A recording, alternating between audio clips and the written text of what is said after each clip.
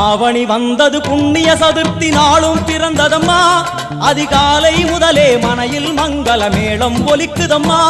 கஜமுகனின் வரவை காண குடும்பம் வாசலில் கூடுதம்மா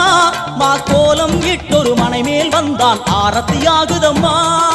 கணபதி ராஜா வந்த